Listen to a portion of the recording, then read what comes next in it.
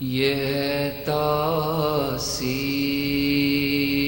غم چہرے سے ویرانی نہیں جاتی، یہ ہے تاثیر غم چہرے سے ویرانی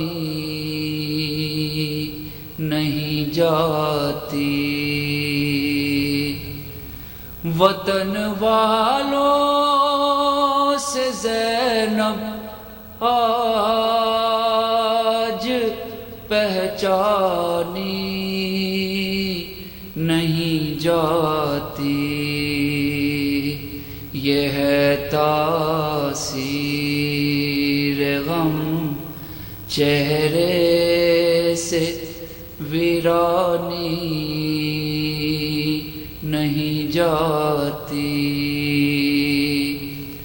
بدن تیروں پہ ہے ٹھہرا، ادا سجدہ بھی کرنا ہے، بدن تیروں پہ ہے ٹھہرا، ادا سجدہ بھی کرنا ہے۔ زمین کربلا تک شہر کی پیشانی نہیں جاتی، یہ ہے تاثیر غم چہرے سے ویرانی نہیں جاتی۔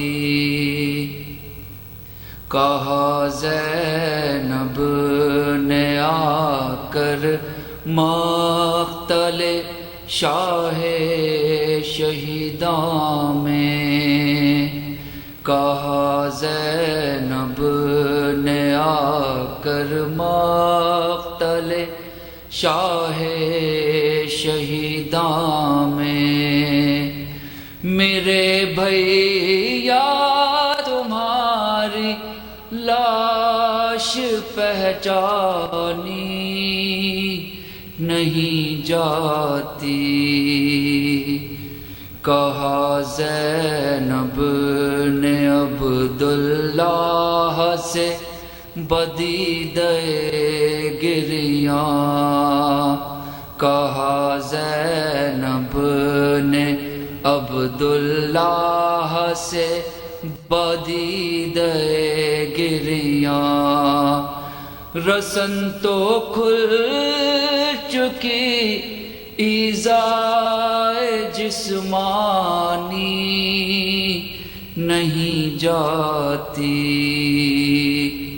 خدا جانے ستم کیا کیا سہے تھے بنت حیدر نے، خدا جانے ستم کیا کیا سہے تھے بنت حیدر نے، رخ زینب ہی کیا آواز پہچانی نہیں جاتی، یہ ہے تاثیر غم چہرے سے ویرانی نہیں جاتی۔ وطن والوں سے زینب آج پہچانی نہیں جاتی، یہ ہے تاثیر غم چہرے سے ویرانی نہیں جاتی۔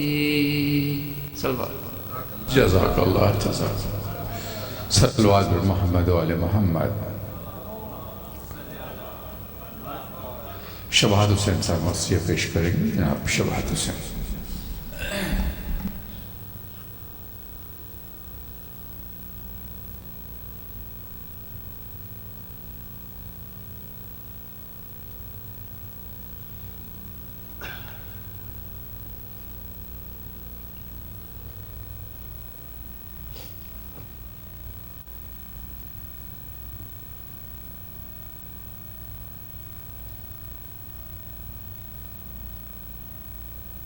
کچھ اشعار مولا علی کے فضائل سناتا ہوں حسب دستور.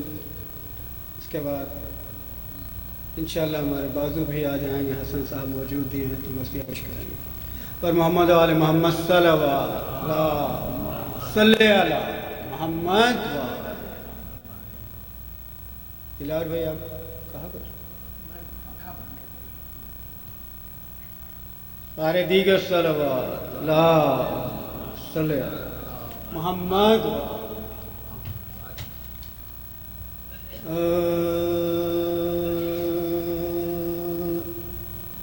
زمین علی کے لیے پہلے پیش کیا تھا، زمین حسین کی ہے، اب زمین علی کے لیے. زمین علی کے لیے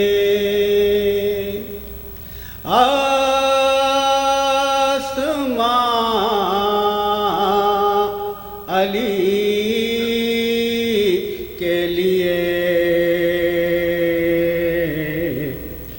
زمین علی کے لیے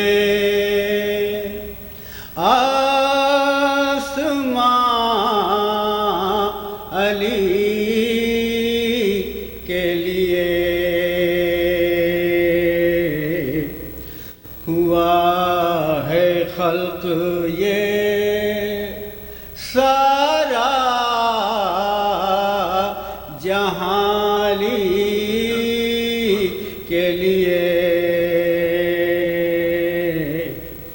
علی کی جائے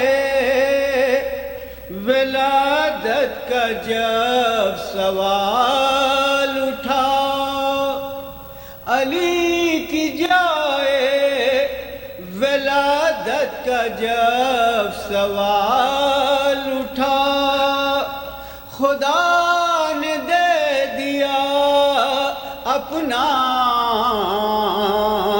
مکان علی کے لیے. خدا نے دے دیا اپنا مکان علی کے لیے.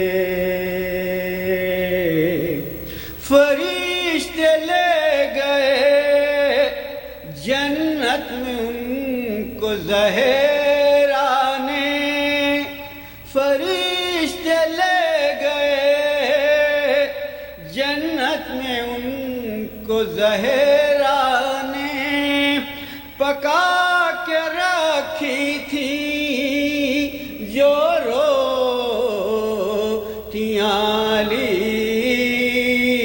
کے لیے، پکا کے رکھی تھی جو روٹیاں علی کے لیے.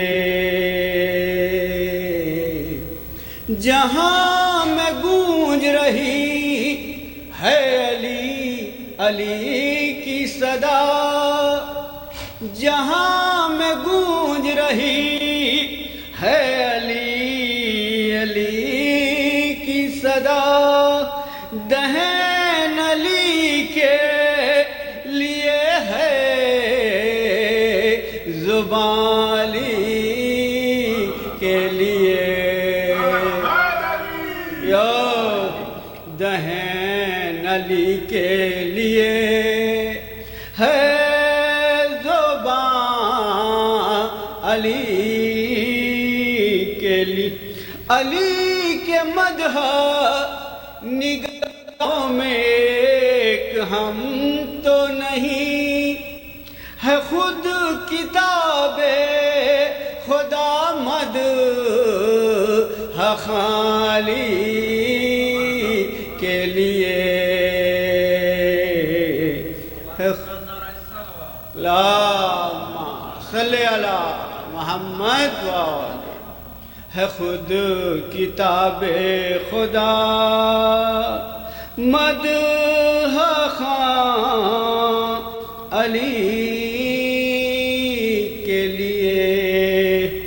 خدا کے ذکر کو دونوں نے کر دیا ہے بلند خدا کے ذکر کو، دونوں نے کر دیا ہے بلند۔ حسین کی ہیں نمازیں اذان علی کے لیے، حسین کی ہیں نمازیں اذان علی کے لیے۔ آخری شعر، نماز چھوٹنے پائے رکے نہ ذکر علی، نماز چھوٹنے پائے رکے نہ ذکر علی، جبھی خدا کے لیے ہے زبان علی کے لیے، جبھی خدا کے لیے ہے زبان علی۔ مقطع پیش ہے، علی کا ذکر شباہت وظیفہ ہے اپنا، یہ دل علی کے لیے ہے، یہ جان علی کے لیے، یہ دل علی کے لیے ہے، یہ جان علی کے لیے۔ صلوات۔ حسن صاحب تو آ ہی جائیں، آپ میں سے کوئی مسیح پڑھاتے ہیں بعض وقت میں انشاءاللہ۔ کل کی مجلس کے لیے میں معذرت چاہتا ہوں، میں نہیں تھا تو، لیکن ابھی تک جو مصائب ہو رہے ہیں اربعین کے سلسلے میں، اسی مناسبت سے چہلم کے کچھ بند پیش خدمت۔ فاتحہ سجدہ کرتا ہوں۔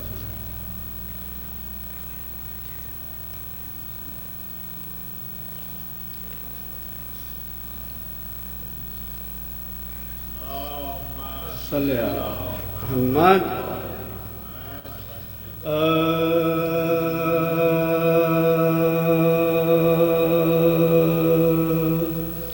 چہلم جو کربلا میں 72 کا ہو چکا، چہلم جو کربلا میں 72 کا ہو چکا، اور فاتحہ حسین کے لشکر کا ہو چکا، ارے پیوند بے کسوں کے سر و تن کا ہو چکا، مدفون لاشا سبت پیامبر کا ہو چکا، مدفون لاشا سبت پیامبر کا ہو چکا، ارے ماتم میں 3 روز رہے شور و شین سے، روئے لپٹ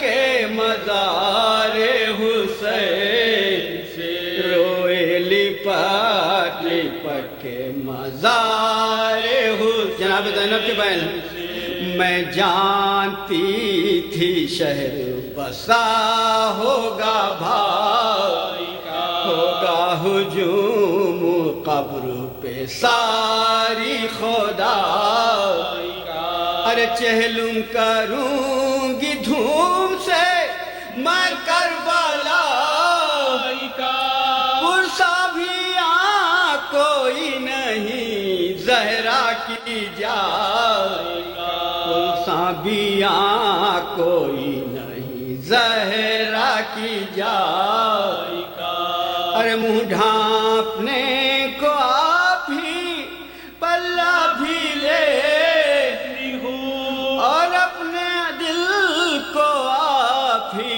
پرسا بھی دے، اور اپنے دل کو آپ ہی بھی دیتی ہوں۔ ارے چہلم تو کر چکی میں دل افگار، اب روزہ کس طرح سے ہو تیار یا ارے بیٹا بھی اور بہن بھی ہے نادار، آخر کبھی تو آئیں گے زوار یا آخر کبھی تو آئیں گے زوار یا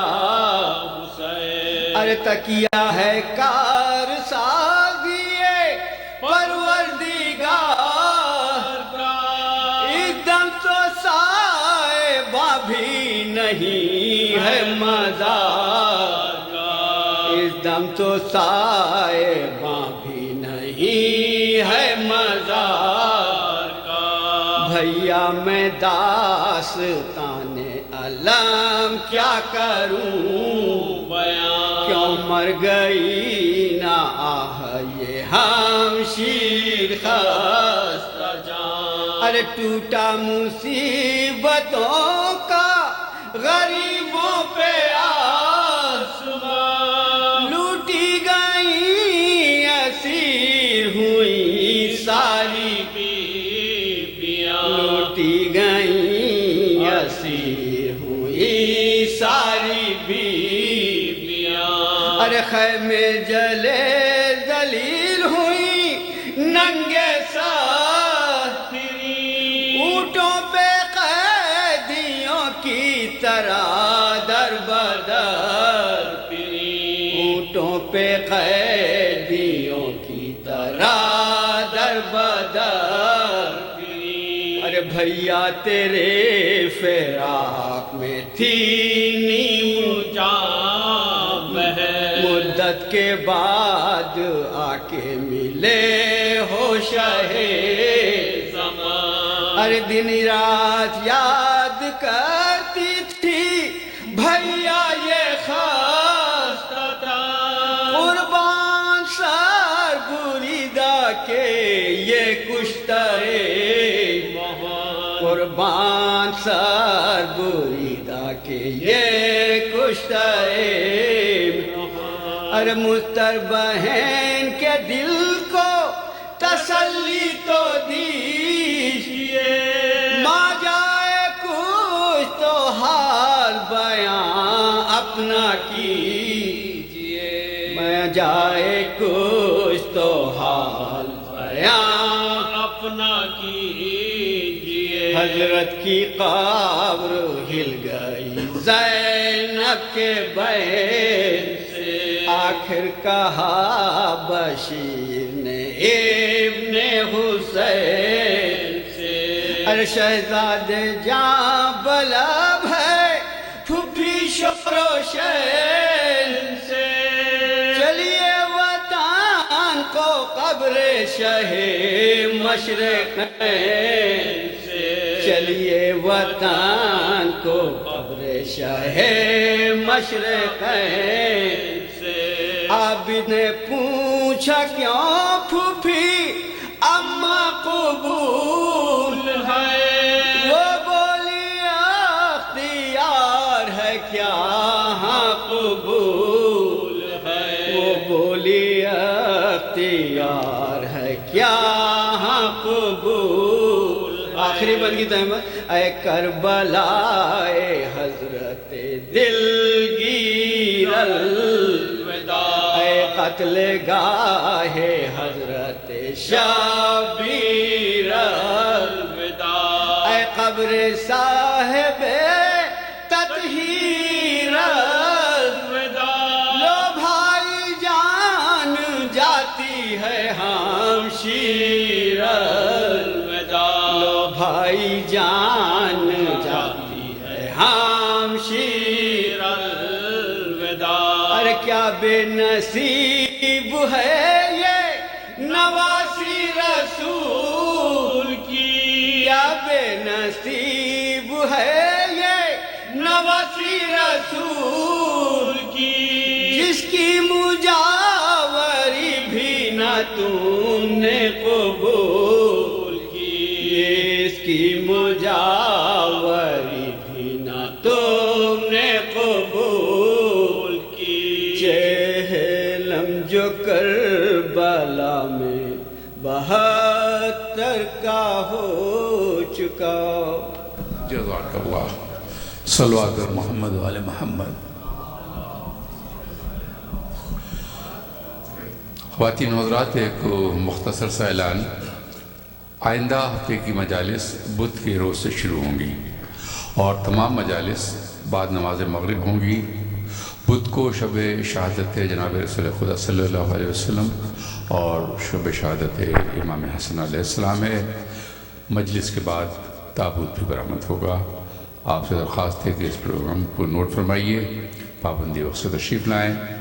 بعد نماز مغرب تمام مجالس ہوں گی۔ صلوات بر محمد و آل محمد۔ میں درخواست کروں گا قبلہ مولانا سید ریحان حیدر رضوی صاحب کی تشریف لائیں میرے سے۔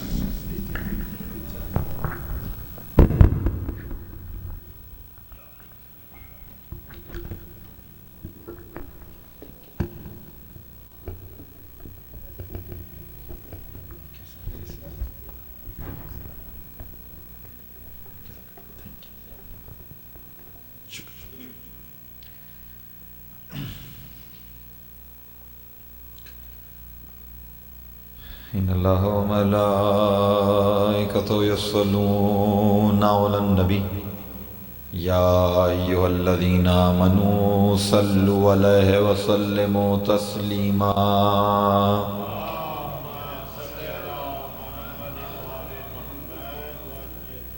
أعوذ بالله من الشيطان اللعين الرجيم بسم الله الرحمن الرحيم الحمد لله الملك الحق المبين المتصاغر لعظمته جبابرة الطاغين المتحاذر لكبريائه وطاعة المتمردين المعترف بربوبيته سائر الخلق أجمعين الصلاة والسلام والتحية والإكرام على أشرف الأنبياء والمرسلين سيدنا ومولانا أبي القاسم محمد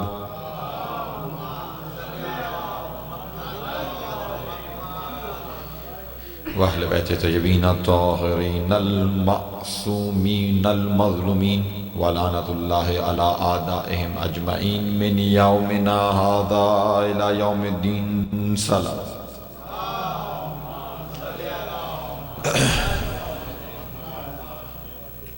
أما بعد،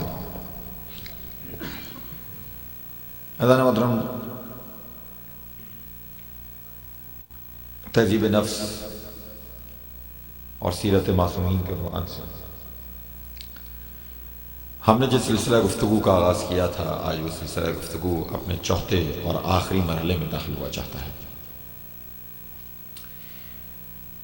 ہم نے نفس کی معنویت، نفس کی حقانیت، نفس کے کردار، نفس کی استعداد پہ گفتگو کی، اور وہ گفتگو سورہ شمس کے دامن میں اور سورہ شمس کی توسط سے اور اس کے فیض سے جاری رہی۔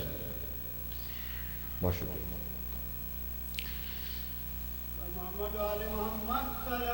اللہ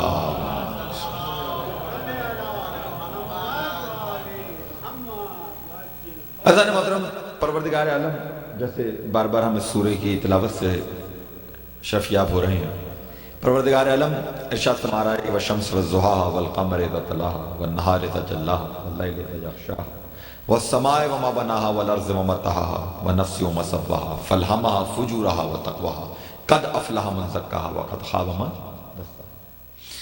حضور، یہاں پہ غور طلب بات یہ ہے کہ پروردگار عالم نے، جیسے ہم نے پہلے بھی کہا کہ پروردگار عالم نے بار بار مظاہر فطرت کو آپ کے سامنے پیش کیا، پروردگار عالم نے سورج کا ذکر کیا، باکمال سورج کا ذکر کیا، باکمال چاند کا ذکر کیا، پروردگار عالم نے زمین کا ذکر کیا، زمین پر غور کرنے کا ذکر کیا، پروردگار عالم نے آسمان کا ذکر کیا، اور آپ کی توجہ جانب دلائی کہ دیکھو کہ آسمان کتنا بے عیب خلق کیا ہے نا. یعنی آسمان کی قسم کھا رہا ہے اور آسمان کے بنانے والے کی قسم کھا رہا ہے، زمین کی قسم کھا رہا ہے، زمین کے بچھانے والے کی قسم کھا رہا ہے، دن کی قسم کھا رہا ہے، اس کی تابانی کی قسم کھا رہا ہے نا، رات کے کمال کی قسم کھا رہا ہے، دن کے کمال کی قسم کھا رہا ہے. تو پروردگار یہ مظاہر فطرت کی قسم بار بار اور انہیں گواہ بنا رہا ہے. تو جب آپ قدرت آئے گا اور ذرا سا غور کرنے کا مقام ہے کہ دراصل یہ سورہ مکی سورہ ہے، اور مکے میں مشرکین کی تعداد ہے. وہ لوگ بھی موجود ہیں کہ جن میں سے کوئی سورج کی پرستش کرتا ہے، وہ بھی موجود ہیں جن میں سے کوئی چاند کی پرستش کرتا ہے، وہ بھی موجود ہیں جو پہاڑوں کی پرستش کرتے ہیں، وہ بھی موجود ہیں جو دریا کو خدا مانتے ہیں، ہے نا. لہذا پروردگار عالم ان تمام مشرکین کی توجہات کو مبذول کرتا ہے اس سورہ کے اندر، اور لگاتار قسمیں کھانے کے بعد کہتا ہے کہ اگر سورج کو خدا مانتے ہو تو اس کے کمال کو دیکھو اور غور کرو کہ کوئی بنانے والا ہے.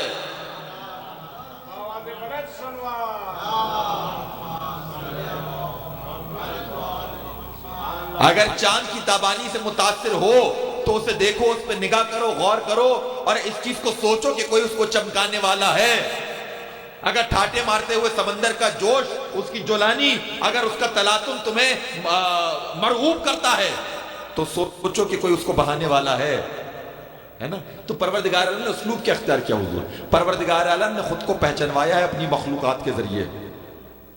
سورہ کا طریقہ یہی ہے نا کہ پروردگار عالم اپنے آپ کو پہچانوا رہا ہے، اپنی شناخت کروا رہا ہے مخلوقات کے ذریعے، اپنی مخلوقات کے ذریعے. ٹھیک ہے، تو جب پروردگار عالم کی یہ کریشنز، یہ مخلوقات اس کا تعارف بن سکتی ہیں تو حضور وہ خاص بندے،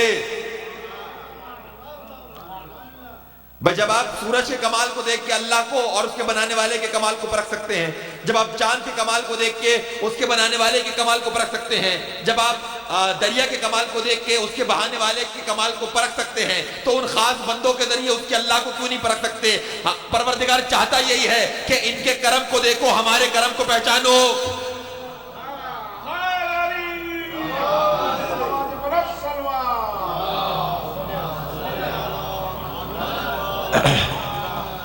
پروردگار چاہتا یہی ہے حضور کہ ان کے کرم کو دیکھو، ہمارے کرم کو پہچانو، ان کے علم کو دیکھو، ہمارے علم کو پہچانو، ان کی قدرت کو دیکھو، ہماری قدرت کو پہچانو، ان کی غیبت کو دیکھو، ہماری غیبت کو. یہ وہ ہستیاں ہیں جو خدا کا تعارف بنے. اب میں جب تک بات قرآن کے پیراہے میں نہ کروں میری بات کو تسلیم نہ کیجیے گا. سورہ جمعہ میں پروردگار نے کیا ارشاد فرمایا؟ بارہا سنی ہوئی آیت، هو الذی بعث فی الامیین رسولا منہم یتلو علیہم آیاتہ ویزکیہم ویعلمہم الکتاب والحکمہ.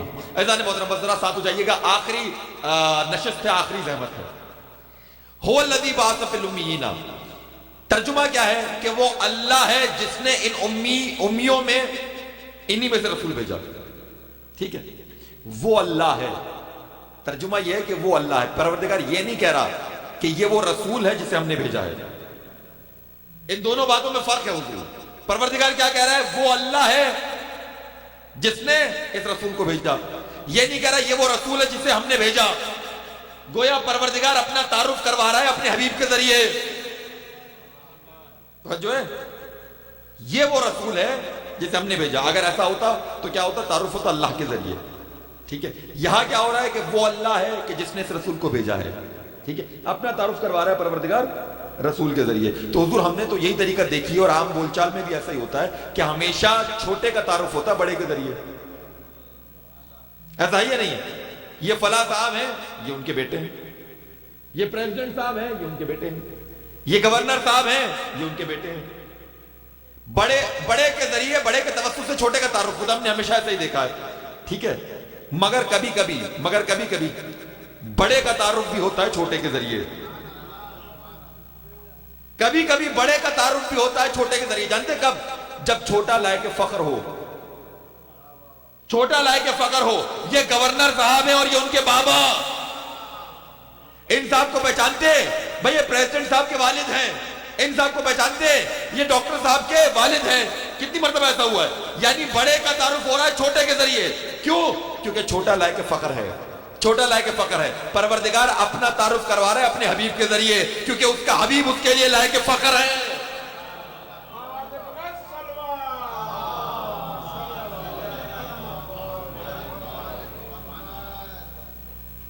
پروردگار اپنا تعارف کرا رہا ہے اپنے حبیب کے ذریعے کیونکہ حبیب لائق فخر ہے. حبیب لائق فخر ہے اس لیے اپنا تعارف کروا رہا ہے اپنے حبیب کے صدقے اپنے حبیب کے ذریعے. اور جب حبیب کے تعارف کی باری آئی تو حبیب کے لیے فاطمہ لائق فخر ہے.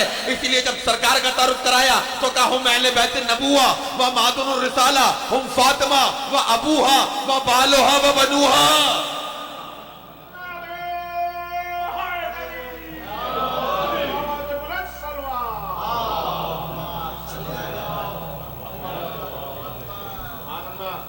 سرکار کے لیے بی بی لائق فخر ہے. ٹھیک ہے, اس لیے جب سرکار کا تعارف کرایا ہے تو بیٹی کے حوالے سے کرایا ہے. بھائیان محترم یہیں سے گفتگو ہم آگے لے کے جائیں گے مگر ذرا سی غور کرنے کی بات یہ ہے اور چونکہ حدیث قصہ کے بعد میں بات آ گئی اور چونکہ وہاں تک بات آ گئی کہ اس کے بعد کا جملہ ذہن میں آ کے رک گیا ہے. جب تک وہ جملہ کہوں گا نہیں مجھے تسلی نہیں ملے گی. جیسے ہی تعارف کرایا نا اللہ نے جن کے ذہنوں میں ہے حدیث قصہ جیسے تعارف کرایا پروردگار عالم نے یہ سیکوینس ہے ذہن میں. اللہ نے پہلے سرکار نے ہاتھوں کو بلند کیا.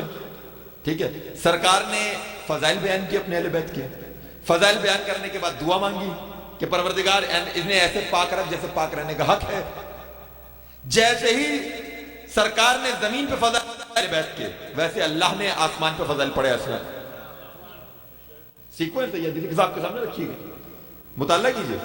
ادھر سرکار نے فضائل پڑھے ادھر اللہ نے عرش پہ فضائل پڑھے.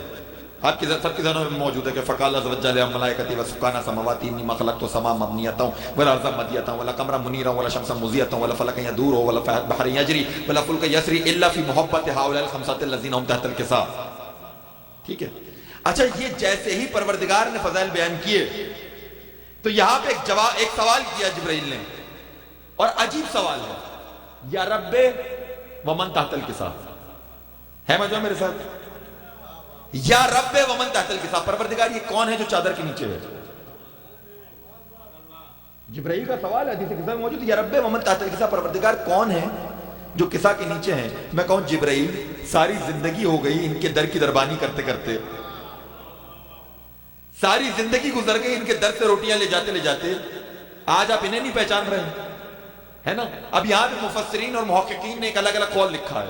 کچھ لوگوں نے یہ قول لکھا کہ صاحب بات یہ ہے کہ چونکہ جبرائیل نے کبھی سرکار کو تنہا دیکھا تھا, کبھی علی کے نور کو تنہا دیکھا تھا, کبھی امام حسن کے نور کو تنہا دیکھا تھا, کبھی امام حسین کے نور کو تنہا دیکھا تھا. یہ پنجتن جب ایک جگہ یکجا ہوئے تو اتنا نور ہوا کہ جبرائیل کی آنکھیں خیرہ ہو گئی. ایک قول یہ ہے.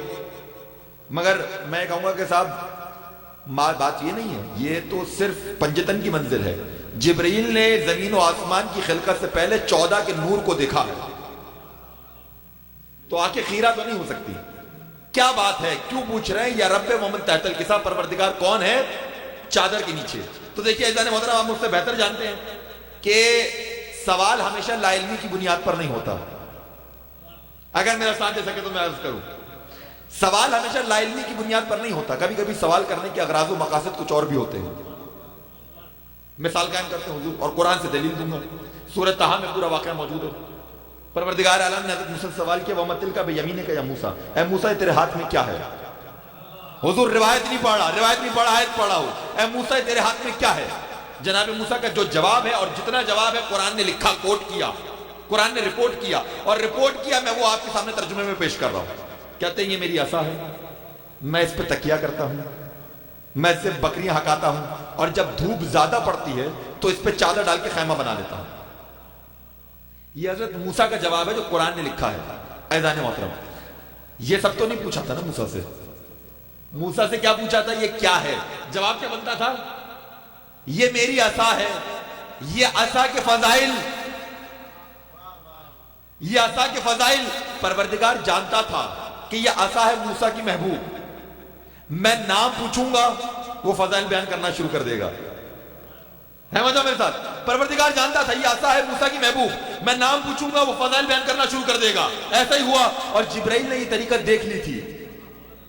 جبرائیل نے طریقہ دیکھ لی تھی. جبرائیل جانتے تھے کہ یہ 5 ہے اللہ کے محبوب. یہ 5 ہے اللہ کے محبوب. میں نام پوچھوں گا وہ فضائل بیان کرے گا. ایسا ہی ہوا. پوچھا یا رب ومن تحت الکسا, یہاں نام پوچھا تھا, وہاں پروردگار نے کہا ہم اہل بیت النبوہ و معدن الرسالہ, ہم فاطمہ و ابوہا و بالوہا و بنوہا.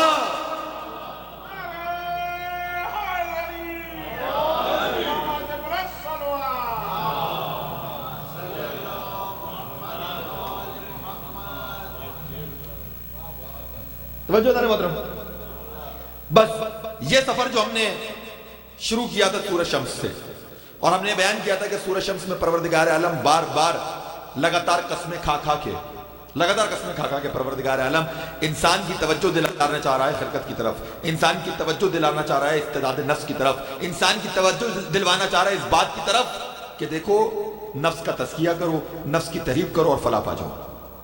اسی طرح ایک اور سورہ ہے جس میں پے در پے قسمیں ہیں, 4 قسمیں ہیں, اور پروردگار عالم نے بڑی فکر انگیز گفتگو کی اور انسان کی توجہات کو مخاطب کیا اس جانب کہ اپنی خلقت پہ غور کرو. والتین والزیتون وطور سینین وہذا البلد الامین لقد خلقنا الانسان فی احسن تقویم. حضور اس کے بعد کی آیت کیا ہے؟ ثم رددناہ اسفل سافلین. میں ترجمہ کر دیتا ہوں. 3 کی قسم, زیتون کی قسم, انجیر کی قسم, زیتون کی قسم, طور سینہ کی قسم, امن والے شہر مکہ کی قسم. ہم نے انسان کو ایسے میں تقویم پہ خلق کیا. ثم رددناہ اسفل سافلین, اس کے بعد پستیوں کی جانب دھکیل دیا گیا. بھائی اسی میں تو گفتگو کرنی ہے تہذیب نفس کے اوپر. اب ذرا سا یہاں میرے ساتھ رہیے گا اس منزل پہ. پہلے تو یہ سمجھنے کی کوشش کیجئے کہ پروردگار عالم نے یہ 4 قسمیں کھائی کیوں ہیں. بازار میں بڑی بے ربط قسمیں ہیں. کہا انجیر پھل ہے نا, فگ, کہا زیتون اولیو پھل, کہا طور سینہ مقام, کہا مکہ مقام, ہے نا. یہ 4 قسمیں پروردگار نے کھائیں اور اس کے بعد کہا کہ ہم نے انسان کو ایسے تقویم پہ خلق کیا. دیکھیں پروردگار کا کلام ہے, حکمت آمیز کلام ہے, معجزہ ہے یہ کلام اپنے آپ میں, کوئی انکار نہیں کر سکتا. قرآن مجید زندہ معجزہ ہے. تو آپ کے خیال میں ایسی بے ربط قسمیں کھائے گا پروردگار عالم؟ نہیں. 2 پھل 2 مقام.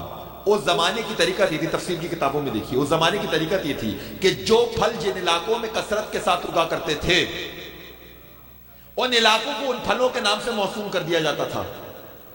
گویا یہاں پر انجیر اور زیتون سے مراد پھل نہیں ہے بلکہ شام اور فلسطین ہے. حضور مطلب بیان کر دوں, پروردگار شام اور فلسطین کو گواہ بنا رہا ہے جہاں کثرت سے انبیاء ہیں. طور سینہ کی قسم کھا رہا ہے جہاں حضرت موسیٰ کے قدم پڑے ہیں. امن والے شہر مکہ کو گواہ بنا رہا ہے جہاں ابراہیم کے قدم پڑے ہیں, جہاں آدم کے قدم پڑے ہیں, جہاں اسماعیل کے قدم پڑے ہیں, جہاں سرکار ختمی مرتبہ حضرت محمد مصطفیٰ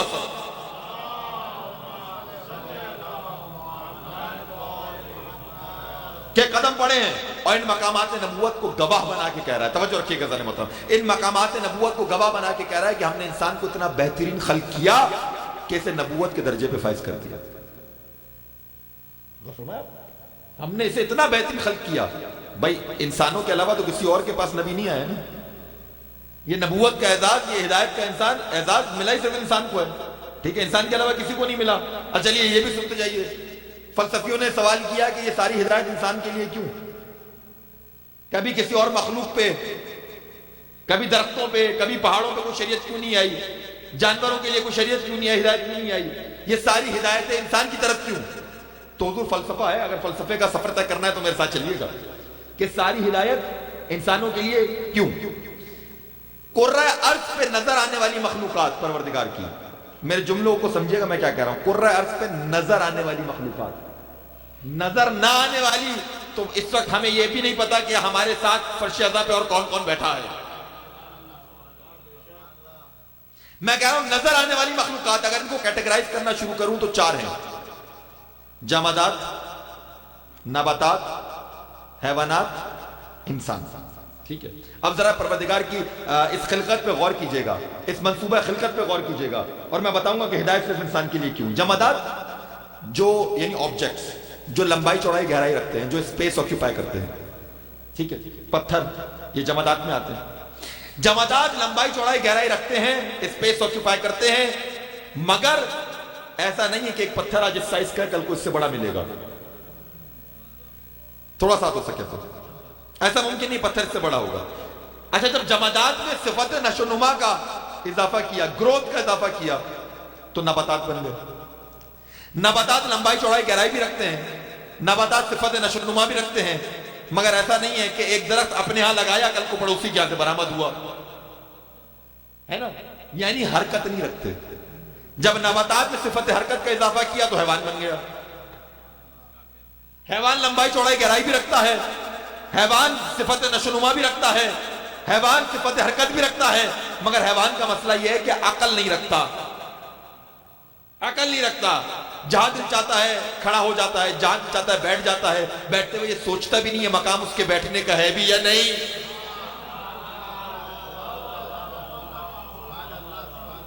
حیوان کا مسئلہ بتا رہا ہوں حضور، ٹھیک ہے نا؟ اچھا اب جب حیوان میں صفت عقل کا اضافہ کیا تو انسان بن گیا۔ آپ نے اپنے پروردگار عالم کے منصوبے کو نہیں دیکھا، ایک ایک صفت کا اضافہ کر کے حیت مخلوق بدل رہا ہے۔ اب مقدمہ ہے حضور کہ ہدایت انسان کے لیے کیوں صرف، توجہ ہے عرض کروں، دیکھیے کبھی کوئی ایسا پتھر نہیں ملا جس نے دعویٰ کیا ہو میں درخت ہوں، کبھی کوئی ایسا درخت بھی نہیں دکھا جس نے دعویٰ کیا ہو کہ میں حیوان ہوں، کبھی کوئی ایسا حیوان نہیں دکھا جس نے دعویٰ کیا ہو میں انسان ہوں۔ یعنی ہر ایک کو اپنی حد پتہ ہے، ہر ایک کو اپنی حد پتہ ہے، کسی نے اپنے حد سے بڑھنے کی کوشش نہیں کی۔ یہ فقط انسان ہے جو اپنی حد سے تجاوز کرتا ہے، یا تو فرعون کی صورت میں کہتا ہے میں خدا ہوں، یا یزید کی صورت میں کہتا ہے میں خلیفہ۔ اب جہاں بھی حد سے بڑھنے کی صفت ہوگی پروردگار وہیں ہدایت کا پہرا بٹھائے۔ درست پڑھیے گا بر محمد وا۔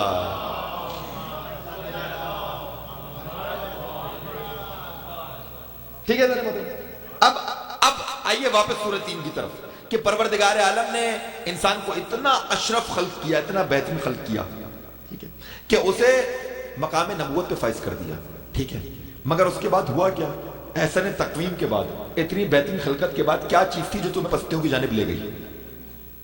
اگر آج یہ ہم نے درک کر لیا تو شاید تزکیہ نفس کے باب میں ہم کچھ آپ کہیں کہ کارکردگی حاصل کر سکیں۔ بہترین خلق کیا تھا، کیا چیز تھی جس نے پستیوں کی جانب دھکیل دیا؟ توجہ عرض کروں اور بالخصوص نوجوانوں سے بہت قریب ہو کے گفتگو کرنے کی کوشش کر رہا ہوں، کاش بات کو درک کر سکیں۔ دو چیزیں ہوتی ہیں، ایک کو کہتے ہیں خلق، دوسرے کو کہتے ہیں خلق۔ خلق زبر کے ساتھ، خلق پیش کے ساتھ، فرق جانتے ہیں کیا ہے؟ آپ کی فزیکل اپیرنس، فزیکل کریکٹرسٹکس، ظاہری حیت، یہ جسم، یہ کہلاتی ہے خلق۔ آپ کی انٹرنل صفات، انٹرنل کریکٹرسٹکس، یہ کہلاتی ہے خلق۔ خلق کی جمع ہے اخلاق، ایسا ہی ہے۔ آپ کی انٹرنل کریکٹرسٹکس یہ کیا کہلاتی ہیں؟ خلق۔ ظاہری کریکٹرسٹکس یہ کیا کہلاتی ہیں؟ خلق۔ اچھا اگر بات مشکل ہو رہی ہے تو ایک ایگزامپل لے لیتے ہیں۔ کمپیوٹر میں دو چیزیں ہوتی ہیں، آئی ٹی کے لوگ بہتر جانتے ہیں، ایک کو کہتے ہیں ہارڈ ویئر، دوسرے کو کہتے ہیں سافٹ ویئر۔ سافٹ ویئر کیا ہوتا ہے؟ جو فزیکل اپیرنس ہوتی ہے کسی بھی سسٹم کی، مانیٹر، ماؤس، کی بورڈ، جو بھی آپ کی ٹینجیبل چیزیں ہوتی ہیں، ہے نا، وہ کیا کہلاتی ہے؟ ہارڈ ویئر کہلاتی ہیں۔ اچھا، اور ایک اس کے اندر پروگرامنگ ہوتی ہے نا، اس کو کیا کہتے ہیں؟ جو اس کی انٹرنل کریکٹرسٹکس ہیں اس سسٹم کی، اسے کیا کہیں گے؟ سافٹ ویئر کہیں گے۔ تو حضور پروردگار یہی سمجھانا چاہ رہا ہے کہ انسان کے ہارڈ ویئر کو خلق کہتے ہیں، انسان کے سافٹ ویئر کو خلق کہتے ہیں، ٹھیک ہے، مگر بات وہاں رکی ہوئی ہے کہ کس چیز نے تمہیں دھکیلا ہے پستیوں کی جانب؟ خلق اور خلق سمجھ میں آ گیا؟ اچھا اب مثال ایک اور لیجئے۔ پروردگار عالم نے آپ کو ہارڈ ویئر بھی دیا، پروردگار عالم نے آپ کو سافٹ ویئر بھی دیا۔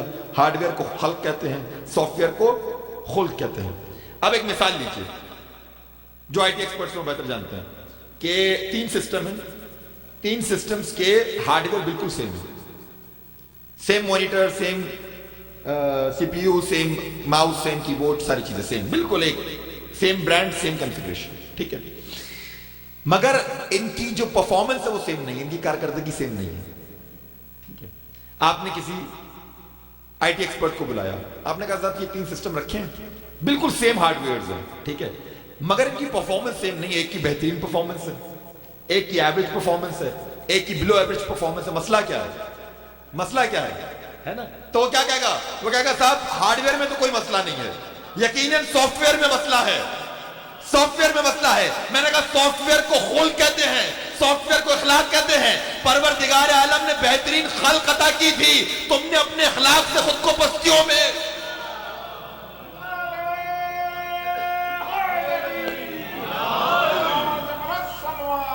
اللہم صلی اللہ. پروردگار عالم نے بہترین سافٹ ویئر، بہترین خلق عطا کی تھی، بہترین ہارڈ ویئر عطا کیا تھا، ایسا نے تقویم پہ خلق کیا تھا. ہم نے اپنے اخلاق سے خود کو پستیوں کی جانب دھکیل دیا.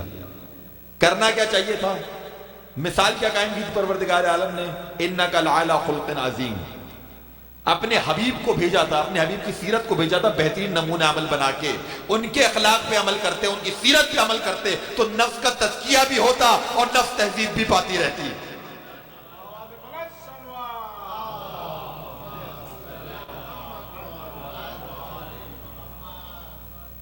عزیزان محترم، اچھا یہ جو میں نے جملہ کہہ دیا خطیبانہ جملہ نہیں ہے. جو میں نے یہ کہہ دیا کہ سرکار کی سیرت آپ کے سامنے مشعل راہ تھی، نمونہ تھی، عمل کرتے رہتے، اخلاق کو بلندی پر لے جاتے. دیکھیے حقیقت یہ ہے کہ سرکار کی سیرت خود معجزہ ہے. کاش بات پہنچ جائے میرے محترم سننے والوں تک. دلیل قائم کروں؟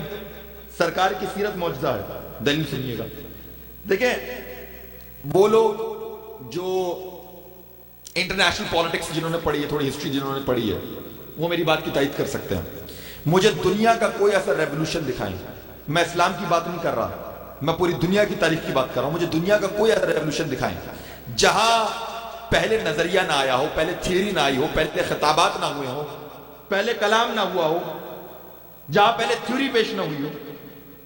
جتنے ریولوشنز آئے ہیں دنیا میں، پہلے تھیوری آتی ہے، پہلے سپیچز ہوتی ہیں، ہے نا، پہلے لٹریچر آتا ہے، اور پھر اس لٹریچر، اس تھیوری، ان سپیچز کی بنیاد کے اوپر ریولوشن کریٹ ہوتا ہے، یعنی عمل ہوتا ہے. ایسا ہی ہے، ایسا ہی ہے. اچھا دور کیوں جاتے ہیں؟ انقلاب ایران کی مثال آپ کے سامنے. یعنی انقلاب ایران کی جڑوں میں امام خمینی کے خطبات ہیں، ان کے خطوط ہیں، ان کے پیغامات ہیں، ٹھیک ہے، جس کی بنیاد پر انقلاب برپا ہوا، جس کی بنیاد پر عمل ہوا. تو پہلے ہمیشہ نظریہ آتا ہے. توجہ رکھ سکیں اگر آپ، میں نے کہا تھا سرکار کی سیرت خود ایک معجزہ ہے. پہلے ہمیشہ نظریہ آتا ہے، پھر نظریے کی بنیاد پر عمل ہوتا ہے. اچھا اسکولوں کالجوں میں کیا ہوتا ہے حضور؟ وہ جو اسکولوں کالجوں کے اسٹوڈنٹس ہیں وہ مجھے پہلے پریکٹیکل ہوتا ہے، پہلے تھیوری ہوتی ہے. پہلے تھیوری ہوتی ہے، سائنس کی تھیوری پڑھائی جاتی ہے نا، کہ جی یہ فلاں سائنٹسٹ کی تھیوری ہے. اور وہ جب تھیوری آپ کو سمجھ میں آ جاتی ہے تو پھر آپ کو اس پہ پریکٹیکل کر کے دکھایا جاتا ہے. تو یہ دنیا کا دستور ہے. ہر انقلاب میں ایسا ہی ہوا کہ پہلے نظریہ آیا، پھر نظریے کی بنیاد پر عمل ہوا. اسلام کا انقلاب واحد انقلاب ہے. اسلام کا انقلاب واحد انقلاب ہے جہاں 40 سال تک عمل ہوتا رہا سیرت کی صورت میں، اور پھر 40 سال بعد کتاب کی صورت میں نظریہ آیا ہے جسے قرآن کہتے ہیں. تو پروردگار یہ حکمت بدلی کیوں؟ یہ حکمت بدلی کیوں؟ جواب آئے گا پروردگار عالم کا، تاکہ تم دونوں کا موازنہ کر سکو. پہلے 40 سال میرے حبیب کی سیرت کو دیکھ لو، صادق بھی مانو، امین بھی مانو، پھر ہم کتاب بھیجیں گے. پھر کتاب کو اور سیرت کو ساتھ رکھ کے دیکھ لینا، اگر رتی برابر فرق نظر آ جائے تو یا تو کتاب میری نہیں ہے یا حبیب میرا.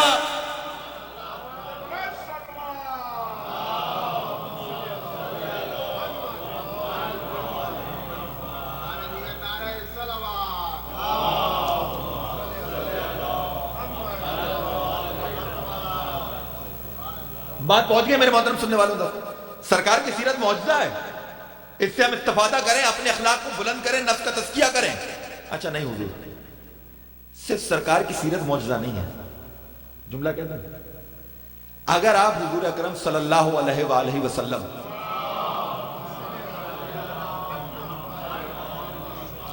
کے معجزات کو کتابوں میں ڈھونڈنا شروع کریں گے تو شاید 4000 سے لے کے 5000 تک کی فہرست ملے. کتنے معجزے ہیں، مگر 3 سب سے بڑے معجزے ہیں سرکار کے، متفق علیہ. 3 سب سے بڑے معجزے. پہلا معجزہ سرکار کا سب سے بڑا قرآن، ٹھیک ہے، یہ زندہ معجزہ ہے نا سرکار کا. کون انکار کرتا ہے کہ یہ زندہ معجزہ نہیں ہے؟ یہ قرآن سرکار کا زندہ معجزہ ہے. ٹھیک ہے. اب آپ چلیں میں یہاں پہ ایک درسی جملہ کہتا چلا جاؤں. مجھے آپ یہ بتائیے, دل پہ ہاتھ رکھ کے بتائیے, اگر آپ سے یہ کہا جائے کہ یہاں سے 200 مائل کے فاصلے کے اوپر کوئی شہر ہے جہاں پہ مولا کا کوئی معجزہ رونما ہوا ہے, جائیں گے نہیں جائیں گے؟ آپ کو حقیقی یقین مل جائے کہ صاحب معجزہ رونما ہوا ہے اور لوگوں نے گواہی دی کہ ہم نے اپنی آنکھوں سے دیکھا ہے, امام مظلوم کا معجزہ ہے, آپ سر کے بل جائیں گے, زیارت کریں گے, چومیں گے, آنکھوں سے لگائیں گے, ہے نا؟ ہو سکتا ہے وہیں پہ مقیم ہو جائیں, کئی دن وہاں پڑے رہیں گے, دعائیں مانگتے رہیں گے, استفادہ کریں گے, تمسک اختیار کریں گے. ایسا ہی ہے. اور حضور ہم سب کے گھروں میں آخری نبی کا معجزہ موجود ہے. کاش بات محسوس کر سکیں آپ. ہم سب کے گھروں میں آخری نبی کا معجزہ موجود ہے جسے قرآن کہتے ہیں. اب یہ غور خود کیجئے گا کہ کتنا تمسک اختیار کر رہے ہیں, اس سے کتنی لو لگا رہے ہیں, اس سے کتنا استفادہ کر رہے ہیں. کیا رسول کے معجزے سے دور ہیں یا قریب ہیں؟ یہ سوال آپ نے خود کرنا ہے اپنے ذہن میں. ٹھیک ہے. بتانے محترم, دوسرا معجزہ کیا ہے سرکار کا؟ یہ قرآن, یہ کتاب. ٹھیک ہے. اب تیسرا معجزہ کیا ہے سرکار کا سب سے بڑا؟ یہاں یہ سننے کے لیے اگر بیدار ہیں تو میں جملہ عرض کر رہا ہوں. سرکار کا تیسرا سب سے بڑا معجزہ, دیکھیے حضور دنیا کی طریقت بتاتی ہے, دنیا کو اسلوب بتاتا ہے. مشاہدے کی بات ہے کہ اگر ایک انسان کوئی بہت بڑا بزنس مین ہے, ٹھیک ہے, ضروری نہیں ہے کہ اس کا بیٹا بھی کوئی بہت بڑا بزنس مین ہو. آپ مجھے بتا دیجیے, کوئی گارنٹی لے آئیے آپ کہ صاحب یہ صاحب بہت بڑے بزنس مین, ان کا بیٹا بھی بہت بڑا بزنس مین ہوگا. گارنٹی نہیں. اچھا کوئی انسان بہت بڑا ڈاکٹر ہے, آپ کے پاس دلیل ہے اور گارنٹی ہے اس چیز کی کہ اس کا بیٹا بھی بہت بڑا ڈاکٹر ہوگا؟ نہیں, کوئی گارنٹی نہیں. کوئی انسان بہت بڑا عالم ہے, کوئی گارنٹی ہے اس کا بیٹا بھی بہت بڑا عالم ہوگا؟ نہیں. کوئی انسان بہت بڑا خطیب ہے, شاعر ہے, اس کا بیٹا بھی بہت بڑا ادیب اور شاعر ہوگا؟ نہیں. ٹھیک ہے. چلیں پروردگار نے کوئی خاص کرم کر دیا, خاص کرم کر دیا, بیٹے تک وراثت منتقل ہو گئی, بیٹا بزنس مین بن گیا, بیٹا سائنٹسٹ بن گیا, بیٹا خطیب بن گیا, بیٹا عالم بن گیا, مگر ضروری نہیں ہے کہ آنے والی نسل میں بھی منتقل ہو. ضروری نہیں ہے پوتا بھی اس روش پہ نکلے, ہے نا؟ میں کہہ رہا ہوں سرکار ذرا توجہ کیجئے کہ اگر کوئی شخص با کمال ہے, اگر کسی شخص کے پاس کوئی فضیلت ہے, اگر کسی شخص کے پاس کوئی شرف ہے, تو ضروری نہیں ہے کہ اس کی آنے والی نسل میں بھی وہ شرف نظر آئے. اگر نظر آ بھی گیا تو ممکن نہیں ہے کہ اس سے 2 یا 3 نسلوں تک بھی وہ شرف نظر آئے. مگر سرکار کا تیسرا سب سے بڑا معجزہ سرکار کی اپنی آل ہے, جہاں 11 پشتوں کی ضمانت لے کے جا رہے ہیں. اولون محمد و آخرون محمد و اوسطون محمد.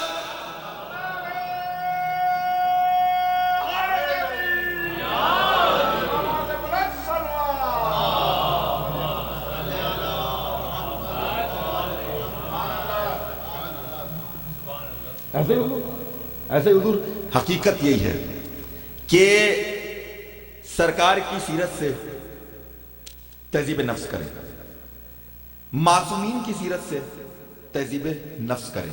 انہوں نے سکھلایا ہے. میں ذرا سا آج گفتگو کے پیرائے کو بدل رہا ہوں کیونکہ موضوع کو سمیٹ بھی رہا ہوں اور چاہ بھی رہا ہوں کہ کچھ پیغام میسج بھی ڈیلیور ہو جائے. انہوں نے بتایا ہے کہ کیسے نفس کا تزکیہ کرنا ہے.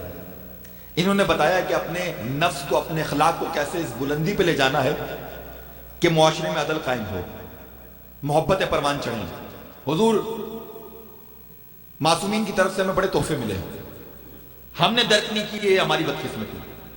ایک تحفہ رسالہ حقوق امام زین العابدین علیہ السلام نے عطیہ کیا.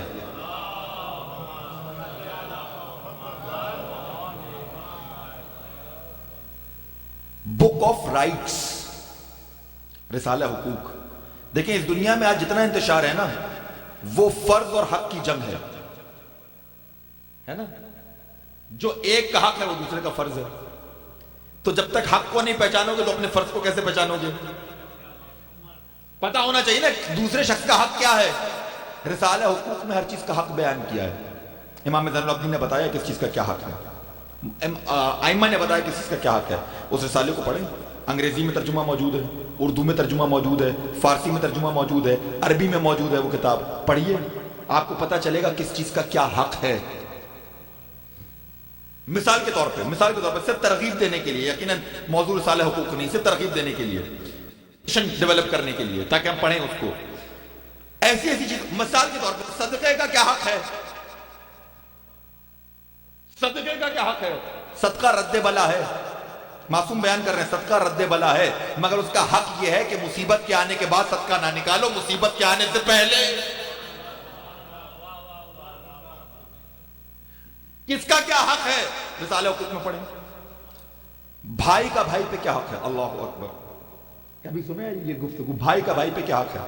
معصوم بیان کرتے ہیں کہ چھوٹا بھائی بڑے بھائی کی عزت اس لیے کرے، توجہ رکھیے گا، چھوٹا بھائی بڑے بھائی کی عزت اس لیے کرے کیونکہ وہ اس سے پہلے دار اسلام میں داخل ہوا، اس کی عمر زیادہ ہے، وہ اس سے پہلے دار اسلام میں داخل ہوا، لہذا اس کی نیکیاں اس سے زیادہ ہیں، اور بڑا بھائی چھوٹے بھائی پہ شفقت اس لیے کرے کیونکہ اس کی عمر اس سے کم ہے، لہذا اس کے گناہ اس سے کم ہے. درود پڑھیے گا بر محمد وال.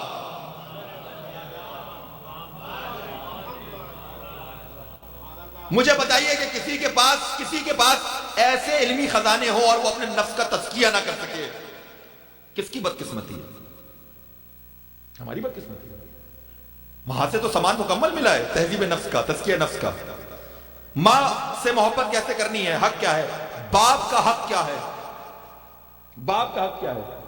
روایت پڑھ دوں؟ باپ کا حق یہ، روایت کے ایک جملہ بھی میری طرف سے ہو تو قابل گرفت. باپ کا حق یہ ہے کہ باپ کو اس کے نام سے نہ پکارو. معصومین نے بیان کیا. باپ کا حق یہ ہے کہ اگر مجمع میں بیٹھا ہو باپ تو اس کے آگے آ کے نہ بیٹھو. باپ کا حق یہ ہے کہ اگر باپ چل رہا ہو تو اس کے آگے آگے نہ چلو. باپ کی حرمت ہے، باپ کی تعظیم ہے. باپ کو جگہ تو پہلے باپ چلے گا پھر تم اس کے پیچھے چلو. یہ حق ہے باپ کا. معصومین کے قول کے مطابق باپ کا حق یہ ہے کہ ان کا احترام کرو. باپ کا حق یہ ہے کہ کوئی ایسا کام نہ کرو جس کی وجہ سے تمہارا باپ رسوا اور شرمندہ ہو. یہ حق ہے باپ کا. کس نے بیان کیا؟ معصومین نے بیان کیا. اور ایک اور جملہ کہہ دوں جب بات کو کمپلیٹ کروں کہ باپ کا حق کیا سمجھ میں آ جائے.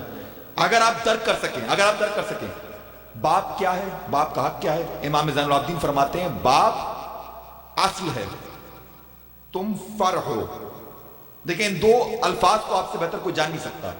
اصل کہتے ہیں روٹ کو، جڑ کو، فرع کہتے ہیں شاخ کو، برانچز کو. اسی سے نکلے اصول دین اور فروع دین. دین کی جو جڑیں ہیں، جو اصل ہے وہ اصول دین ہے، اور ان سے جو برانچیں نکلی ہیں، جو شاخیں نکلی ہیں وہ کیا ہے؟ وہ فروع دین ہے. توجہ عزیزان محترم، کیا کہہ رہا ہے پروردگار؟ کیا کہہ رہے ہیں امام کہہ رہے ہیں کہ باپ اصل ہے، باپ روٹ ہے، اولادیں اس کی فر ہیں، اولادیں اس کی برانچز ہیں. دیکھیے حضور یہ جانتے ہیں لوگ، اور جو اہل تحقیق ہیں وہ جانتے ہیں کہ اگر جڑ مضبوط ہوگی، اگر جڑ کی نشوونما اچھی ہوگی، اگر جڑ میں کوئی خوبی ہوگی روٹ کے اندر، تو آپ کو برانچز تک نظر آئے گی، لیز تک نظر آئے گی، پھلوں میں منتقل ہوتی بھی نظر آئے گی، ہے نا. تو اگر تمہارے اندر کوئی خوبی ہے، اگر تمہارے اندر کوئی کمال ہے، تو یہ اکیلا تمہارا کمال نہیں، اپنے باپ کو دعائیں دو کہ اس کے اندر کوئی خوبی تھی.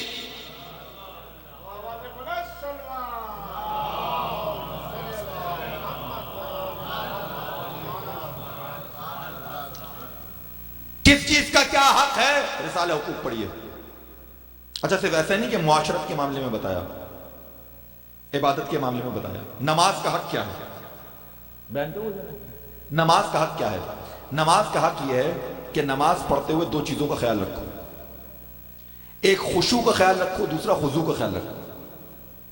فرق کیا ہے؟ آپ نے بہت سنا ہوگا اکثر یہ جملہ خشوع اور خضوع. فرق کیا ہے؟ اگر عبادت میں دل مائل ہے اسے خشوع کہتے ہیں. اگر عبادت میں دل کے ساتھ ساتھ اعضاء و جوارے، اس کو خضوع کہتے ہیں. ہمیشہ خشوع و خضوع ہوتا ہے، یعنی پہلے دل مائل ہوتا ہے، پہلے دل راغب ہوتا ہے، اس کے بعد بدن راغب ہوتا ہے. حضور خشوع و خضوع سمجھ میں آ گیا تو جملہ کہوں اور اس کی عملی تفسیر دکھا دوں. جہاں عبادت میں دل کے ساتھ ساتھ اعضاء و جوارے راغب ہو جائیں، مائل ہو جائیں، اسے کیا کہتے ہیں؟ خشوع اور خضوع کی منزل. اب اس کی عملی تفسیر دیکھ لو. علی کے پیر میں تیر لگا تھا،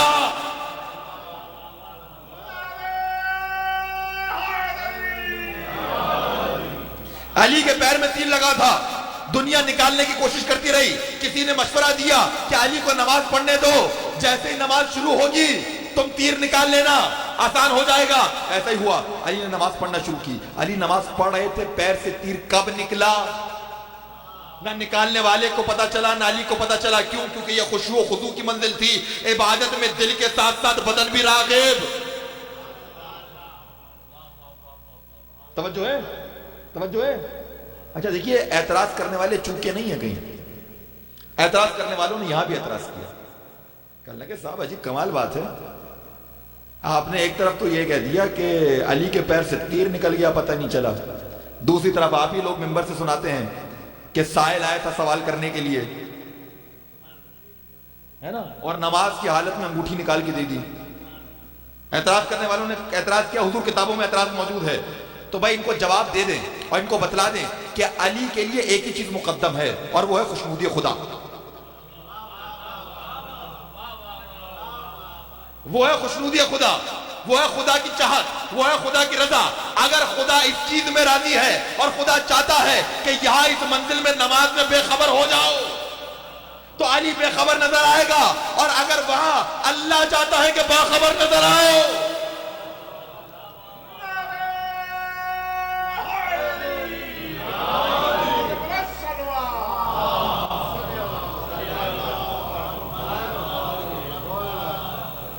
है ना।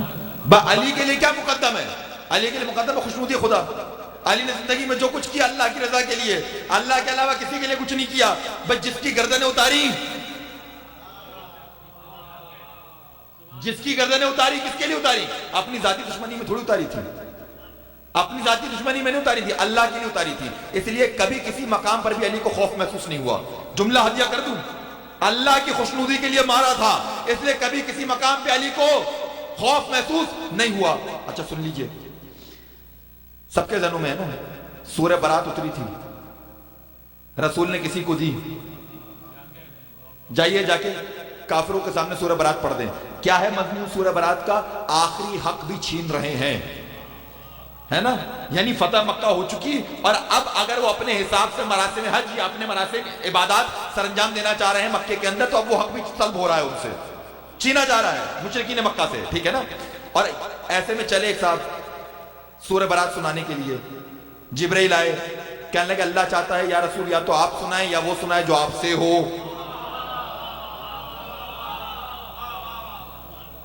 या आप सुनाएंगे या वो सुनाएगा जो आपसे हो, ठीक है। एक मरतबा अली को भेजा, अली ने रास्ते में सूरा लिया, सूरा ले जाने के बाद मुशरिकीन के सामने सूरह बरात सुनाई। हुजूर क्या सुना रहे हैं? आखिरी हक भी छीन रहे हैं, है ना। किनके सामने सुना रहे हैं? मुशरिकीन के सामने सुना रहे हैं जिनसे जंगें लड़ी हैं। ऐज़ान मोहतरम, मैं जुमला हदिया करने जा रहा हूं, जाइए कुरान में देखिए, परवरदिगार आलम ने हजरत मूसा को बय्यनात अता किए, उन्हें असा दिया, उन्हें रोशन मौजज़ा दिया और कहा जाओ जाके आले फिरौन से खिताब करो, उनको रागिब करो, है ना कुरान में, जाओ जाके आले फिरौन से खिताब करो, उन्हें रागिब करो। हजरत मूसा ने कुरान में जो कहा वो लिखा हुआ है। हुजूर मेरा जुमला काबिल गिरफ्त हो सकता है मगर कुरान की आयत है तो मानो। कहने लगे परवरदिगार मैंने उनका एक बंदा मारा है। काश बात पहुंच जाए मेरे मोहतरम सुनने वालों तक।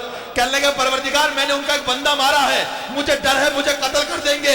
ये मूसा है और यहाँ अली सूरह बरात सुना रहे हैं उन्हें जिनकी नस्लें बर्बाद कर दी।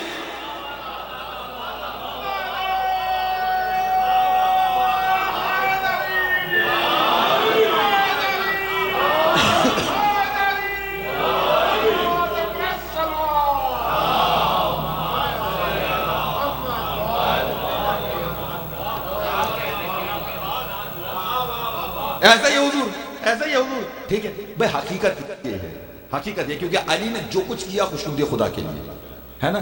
अगर वहां बेखबरी का आलम है तो खुशनुदी खुदा के लिए, अगर यहां नमाज में परवरदिगार चाहे कि बाखबर रहो कि साहिल सवाल करे और उसकी हाजत को पूरा करो, तो ये बाखबरी खुशनुदी खुदा के लिए।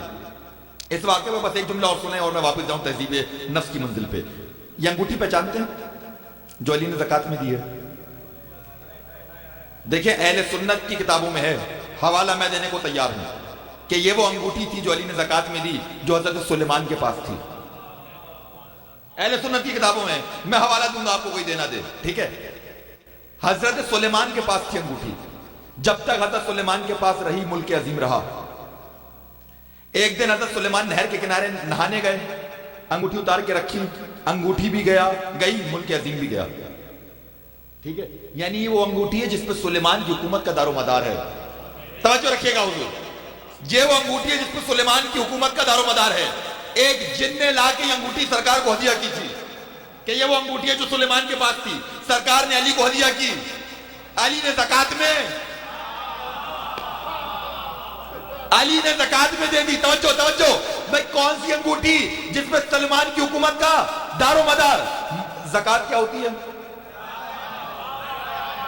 زکات کیا ہوتی ہے؟ مال کا 40واں حصہ. مال کا 40واں حصہ. تو جس کی ملکیت کا 40واں حصہ سلیمان کی حکومت ہو, اس کی کل ملکیت کا کیا اندازہ؟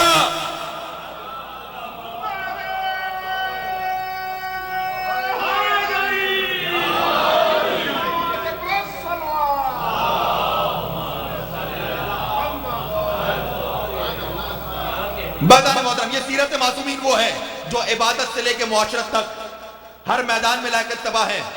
عبادت کیسے کرنی ہے انہوں نے بتلایا, عبادت کی حقیقت کیا ہے, معرفت کیا ہے, انہوں نے بتایا. ان سے سیکھو اور تہذیب نفس کرو. یاد ہے وہ واقعہ, جنگ چھڑی ہوئی تھی, علی بار بار آسمان کی طرف دیکھ رہے تھے, ابن عباس آگے بڑھے, میں مسلمانوں سے جنگ ہو رہی تھی نا, ابن عباس آگے بڑھے, کہنے لگے یا علی کیا دیکھتے ہیں؟ کہنے لگے میں دیکھنا چاہ رہا ہوں کہ نماز کا وقت ہوا یا نہیں ہوا. یہاں بتلانا مقصود تھا, علی سے بہتر کون جانتا ہے, یہاں کچھ بتلانا مقصود تھا. کہنے لگے کہ مولک ہمسان کا رنگ پڑا ہے, پہلے جنگ کر لیں پھر نماز پڑھ لیں گے. تو ایک مرتبہ گھور کے دیکھا ابن عباس کو اور کہنے لگا ابن عباس اس نماز کے لیے تو جنگ کر رہے ہیں.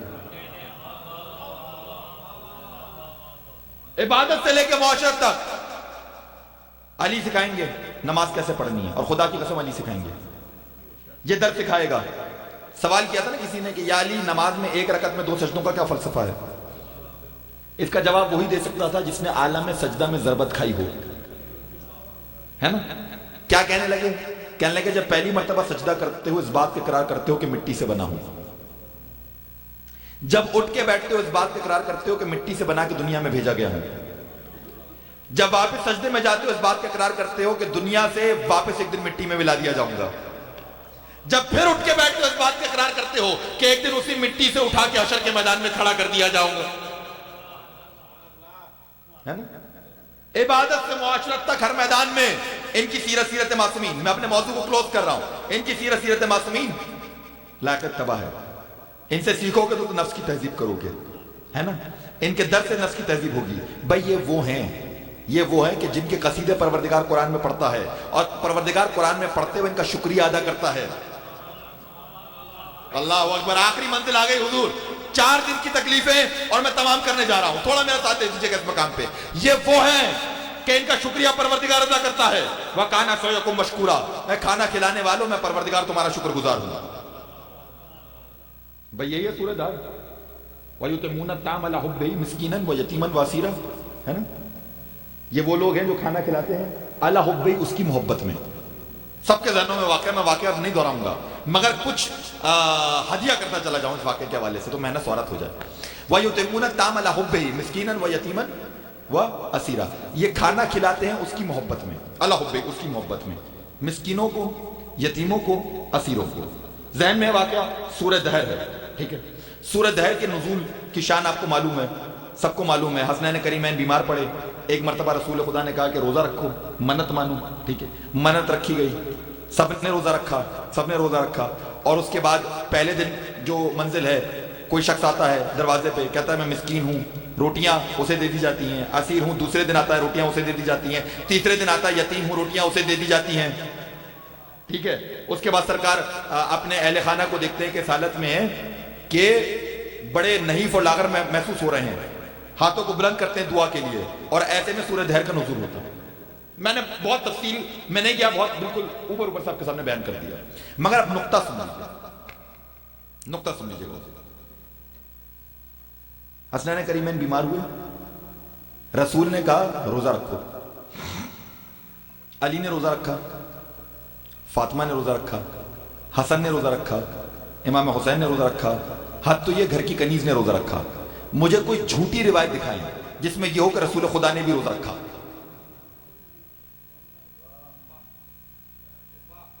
حضور آپ گھر کے سربراہ ہیں, آپ مشورہ دے رہے ہیں, آپ تلقین کر رہے ہیں کہ روزہ رکھو. آپ نے خود روزہ کیوں نہیں رکھا؟ آپ نے خود روزہ کیوں نہیں رکھا؟ اب حکمت دیکھیے پروردگار کی. اگر سرکار روزہ رکھ لیتے تو امت کہتی ہے سورج ہر سرکار کی شان میں آیا ہے. امت کہتی سرکار کی شان میں آیا ہے. چونکہ سرکار نے روزہ نہیں رکھا, اب کوئی انکار نہیں کر سکتا, ماننا پڑے گا کہ اہل بیت کی شان میں.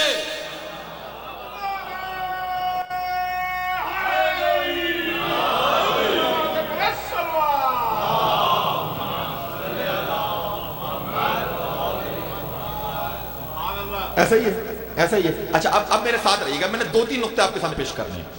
جیسے ہی یہ آیت مکمل ہوئی نا سورہ دہر کی, ٹھیک ہے, اس کے بعد کی فوراً آیت وَيُطْعِمُونَ الطَّعَامَ عَلَىٰ حُبِّهِ مِسْكِينًا وَيَتِيمًا وَأَسِيرًا, اس کے فوراً بعد کی آیت, ٹھیک ہے. ایز اٹ از جا کے قرآن میں دیکھ لیجئے گا, بلکہ اگر ابھی گوگل کرنا چاہیں تو دیکھ لیجئے. انما نطعمکم لوجہ اللہ, ترجمہ کروں, ہم نے یہ کھانا کھلایا اللہ کے لیے. لا نرید منکم جزان, اور ہمیں تم سے اس کی کوئی جزا نہیں چاہیے. ولا شکورا, اور اس کی شکر گزاری نہیں چاہیے.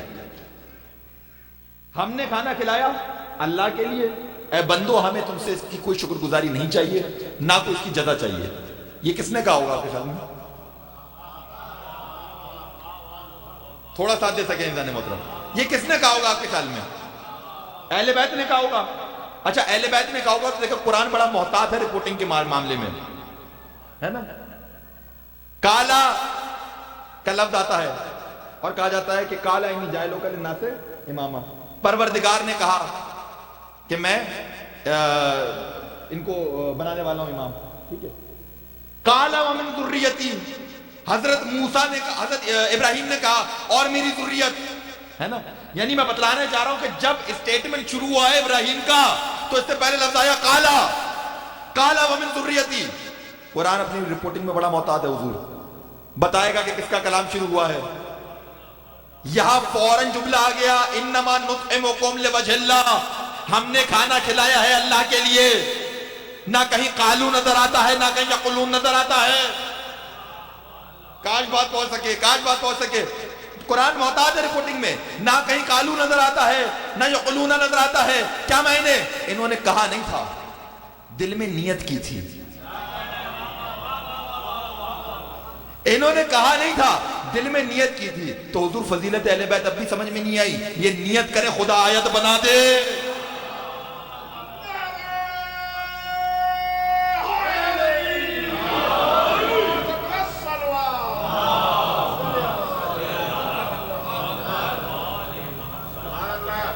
سرکار صحابی اور اہل بیت میں فرق یہی ہے, میں پورے قرآن کا جائزہ کر لیجئے, صحابی اور اہل بیت میں فرق یہی ہے. آیت اترے عمل کرے صحابی, ایسا ہی ہے. روزہ رکھو آیت اتری عمل کرے صحابی. نماز پڑھو آیت اتری عمل کرے صحابی. حج سر انجام دو آیت اتری عمل کرے صحابی. زکوٰۃ نکالو آیت اتری عمل کرے صحابی. تو جو آیت اترنے کے بعد عمل کرے وہ ہے صحابی, اور جو عمل کرے اور آیت بن جائے, یہ چادر میں جائے آیت بن جائے, یہ روزہ رکھے آیت بن جائے, یہ کھانا کھلائے آیت بن جائے, یہ رسول کے بستر پہ لیٹے آیت بن.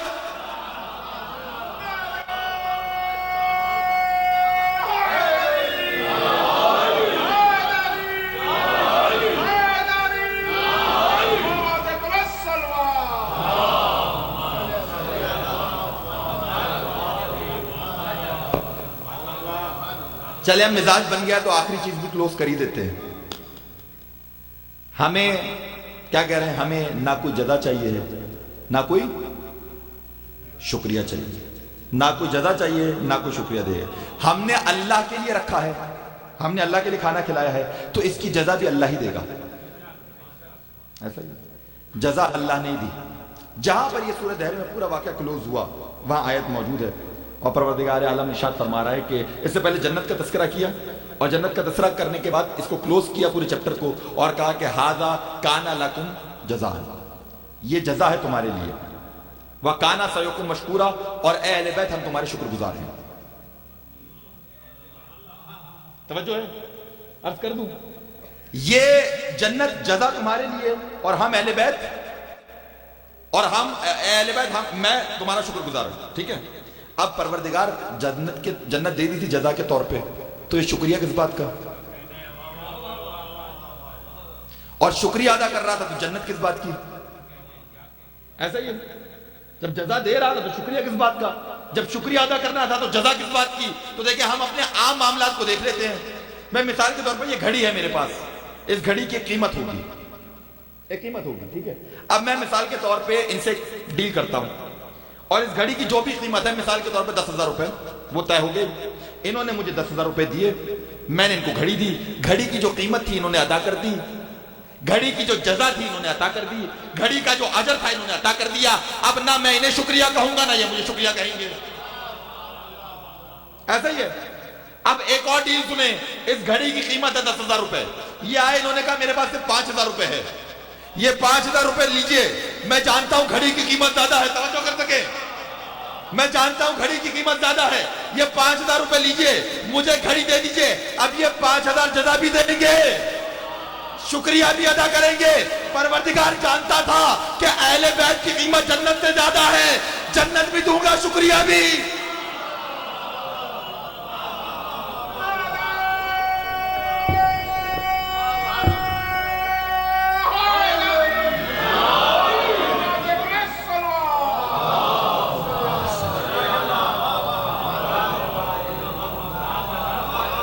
میں شکر گزار آپ کی سماعتوں کا. آپ نے 4 دن اس شوق سے اور اس دل جمعی کے ساتھ سنا. حقیقت یہ حضور کہ تہذیب نفس کرنا چاہتے ہیں تو ان کے کردار سے متمسک ہو جائیں. یہ وہ گھرانہ ہے کہ جو سرکار نے ایسے نہیں کہا تھا کہ تم میں 2 گرا قدر چیزیں چھوڑ کے جا رہا ہوں, ہے نا. ایک قرآن, دوسری میرے اہل بیت. ضمانت لی تھی نا, ضمانت لی تھی سرکار نے کہ جو ان سے متمسک ہو گیا اب کبھی گمراہ نہیں ہوگا, قیامت تک گمراہ نہیں ہوگا. سرکار ضمانت لے کے گئے تھے, ٹھیک ہے نا. مگر مسئلہ کیا کہ امت نے سرکار کی نہ اس حدیث کا پاس کیا نہ اہل بیت کا پاس کیا, اور ظلم کی انتہا کربلا کے میدان میں برپا ہو گئی. عزیزان محترم, بس ایک روایت کی زحمت, اپنے نصیب کے حساب سے گریہ کیجیے گا. کسی کو دکھانے کے لیے گریہ نہیں, کسی کو جتلانے کے لیے گریہ نہیں. آپ کا معاملہ ہے, آپ کی بیوی کا معاملہ ہے. خدا کی قسم, میرا معاملہ میری بیوی کا معاملہ. عزاداری میں کوئی ریاکاری نہیں. ہاں, ایک روایت کی ضرورت. تاریخ کا ایک بہت بڑا حصہ ان روایات سے لکھا گیا اور نقل ہوا کہ جب مختار نے قیام کیا اور قاتلان حسین کو پکڑ پکڑ کے لایا جاتا تھا اور ہر ایک سے کہا جاتا تھا کہ بتا تو نے کیا کیا, اپنا جرم بتا. اور جب وہ اپنے جرم کا اعتراف کرتے تھے تو مقتل کی رپورٹنگ ہوتی تھی, ٹھیک ہے, تاریخ کی رپورٹنگ ہوتی تھی. بس اب ایک روایت سنیے. ہرملہ قید کر کے لایا گیا, ہرملہ قید کر کے لایا گیا. مختار نے کہا بتا تو نے کیا کیا تھا. جانتے ہرملہ نے کیا کہا؟ ہرملہ نے کہا کہ تجھ سے سنا نہیں جائے گا مختار, تو سزا جاری کر. مختار کہتا ہے نہیں, میرے دربار کا اصول ہے کہ اپنے جرم کا اقبال کرنا پڑے گا, بتلانا پڑے گا, اس کے بعد سزا سناؤں گا. ہرملہ کہتا ہے کچھ خاص نہیں, میں نے 3 تیر چلائے تھے.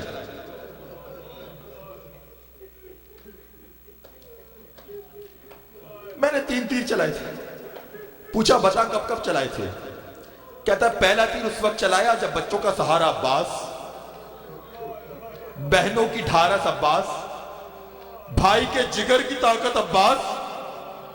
ایک مرتبہ مشکیزہ بھر کے واپس آ رہا تھا, پسر سعد نے آواز دی خبردار پانی خیموں میں نہ جانے پائے.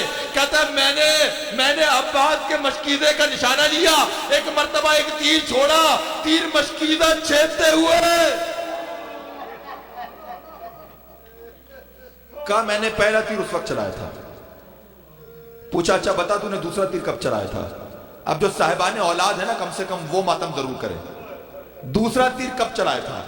ہرملہ کہتا ہے میں نے دوسرا تیر اس وقت چلایا جب حسین 6 مہینے کا قرآن ہاتھوں میں لے کے ایک مرتبہ میدان کربلا میں آ گئے اور آنے کے بعد حسین نے عجیب جملہ کہا. حسین نے کہا تمہارا جھگڑا میرے ساتھ ہے نا, اس 6 مہینے کے اچھے نے تمہارا کیا بگاڑا؟ حسین نے کہا اگر کچھ نہیں تو کم سے کم انسانیت کے ناطے پانی پلا دو, انسانیت کے ناطے سے پانی پلا دو. دیکھو خدا کسی باپ کو اتنا غریب نہ کرے. ایک مرتبہ حسین نے بچے کے کان میں کہا بیٹا تیرا بابا غریب ہو گیا, انہیں تیرے باپ کی بات پہ یقین نہیں آتا, ذرا تو ہی بتا دے کتنا پیاسا ہے. بچے نے اپنے چہرے کو فوج اشقیہ کی جانب پھیرا, اپنی سوکھی زبان ہونٹوں پہ پھرانی شروع کی. فوج اشقیہ میں تلاطم برپا ہوا. ادھر سے پسر سعد نے آواز دی اکتا کلام الحسین. جملہ سنیں گے. ایک مرتبہ ہرملہ نے تیر جوڑا. ہرملہ کہتا ہے میں تیر چھوڑنا چاہتا تھا کہ تیر گر گیا. ہرملہ نے پھر تیر اٹھایا, پھر تیر جوڑا, پھر تیر گر گیا. بار بار ہرملہ سے تیر گر رہا ہے. ایک مرتبہ پسر سعد آگے بڑھا اور اس نے کہا اے ہرملہ اگر مجھ سے کوئی سوال کرے نا کہ اہل عرب میں سب سے ماہر تیر انداز کون ہے, میں تیرا نام لوں گا. کیا بات ہے, ایک چھوٹے سے بچے سے ڈر گئے. ہرملہ نے کہا میں بچے سے نہیں ڈرا, کیا کروں, جیسے ہی تیر چلانا چاہتا ہوں کوئی ماں ہے. اجرکم اللہ صدارو. یہ دوسرا تیر چلا ہے. جملہ سنو گے. دربار میں سب سر کو پیٹتے جاتے تھے.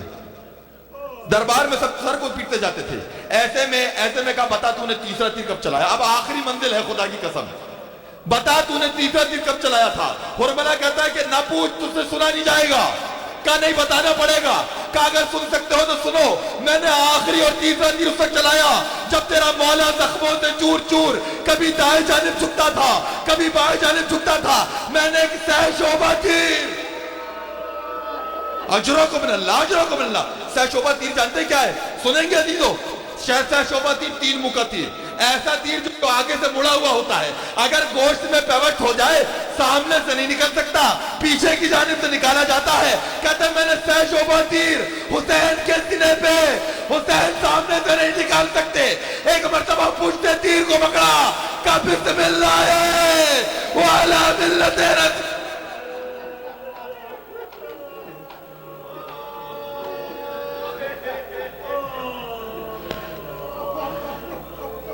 الان اللہ امتن قتلت کا, الان اللہ امتن ظلمت کا. ربنا تقبل منا انک انت السمیع العلیم برحمتک یا ارحم الراحمین. ماتم حسین.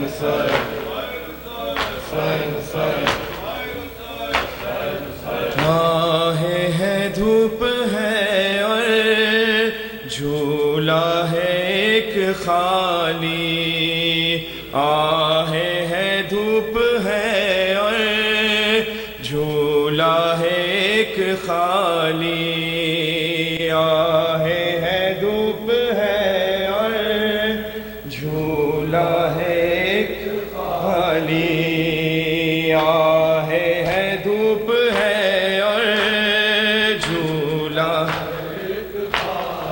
اصغر کی اجڑی مانے, اصغر کی اجڑی مانے دنیا لگ بسالی, آہیں ہے دھوپ ہے اور جھولا ہے ایک خالی, آہیں ہے دھوپ ہے اور جھولا ہے ایک خالی. ایک پھول کو دہکتی ریتی میں دفن کر کے,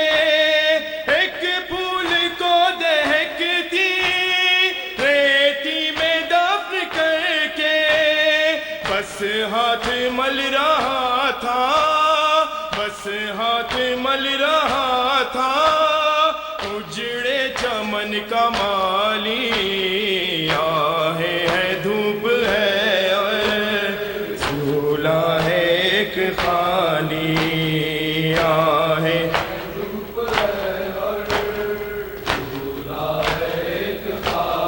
صحرا میں سو گیا ہے جھولے میں سونے والا، صحرا میں سو گیا ہے جھولے میں سونے والا، زندہ میں سو گئی ہے جھولا جھلانے والی، آہے ہے دھوپ ہے اور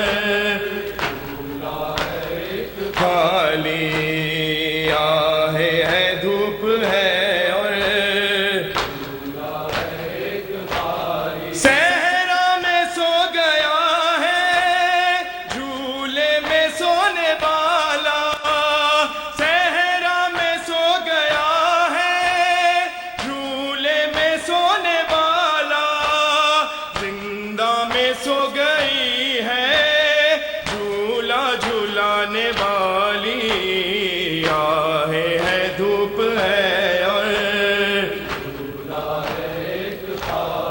اصغر کی اجڑی ماں نے، اصغر کی اجڑی ماں نے دنیا لگ بسالی، آہے ہے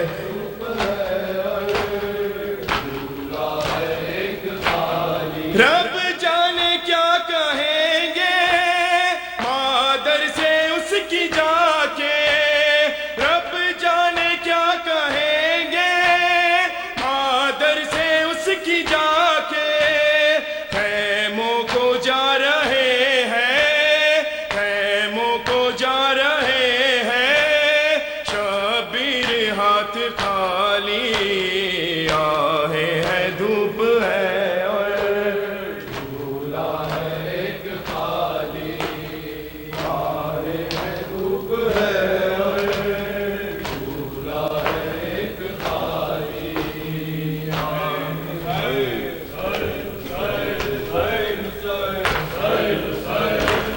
بولی صغرا پہ در نہیں آتے، بولی صغرا پہ در نہیں آتے، بولی صغرا پہ در نہیں آتے، بولی صغرا پہ در نہیں آتے، بولی صغرا پہ در نہیں آتے، کیا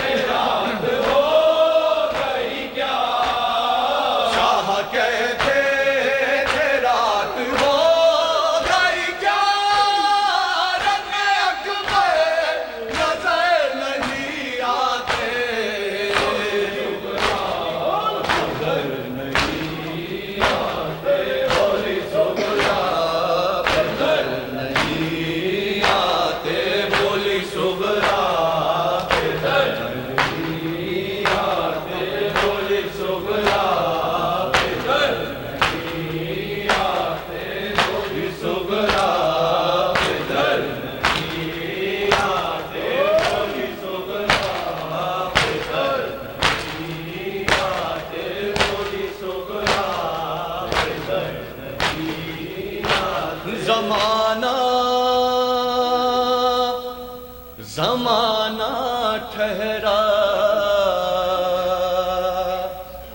دے کر ہے بتیابا زمانہ زمانہ ٹھہرا دے کر ہے بتیابا زمانہ زمانہ ٹھہرا انتہا یہ ہے کہ بہتا ہوا دریا دریا ٹھہرا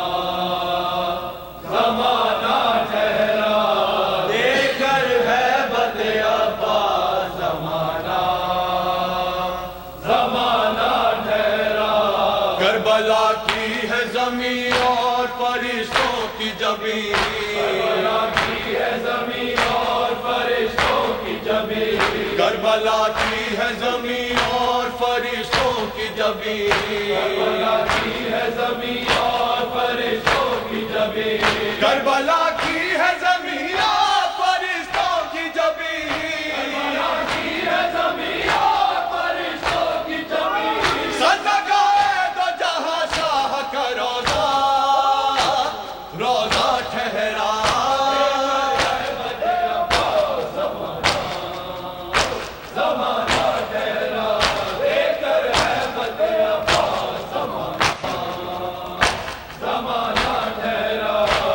خیمے میں جو آواز کما کی سن کر خیمے میں جو آواز کما کی سن کر تڑپا خیمے میں جو آواز کما کی سن کر خیمے میں جو آواز کما کی سن کر تڑپا خیمے میں جو آواز کما کی سن کر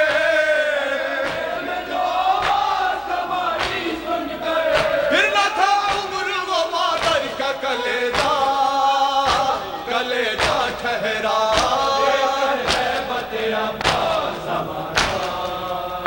زمانہ ٹھہرا دے کر ہے بتیابا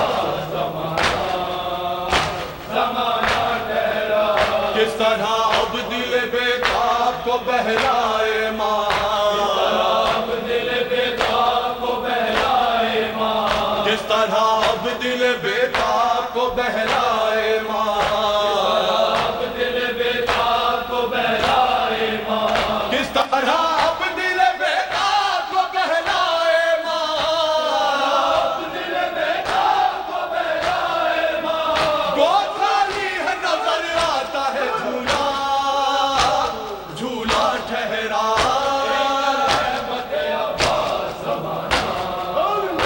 زمانہ ٹھہرا دے کر ہے بتیابا زمانہ ٹھہرا دے کر ہے بتیابا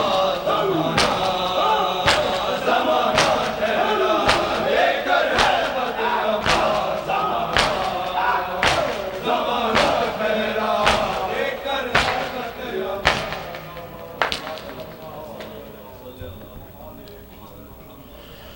بسم الله الرحمن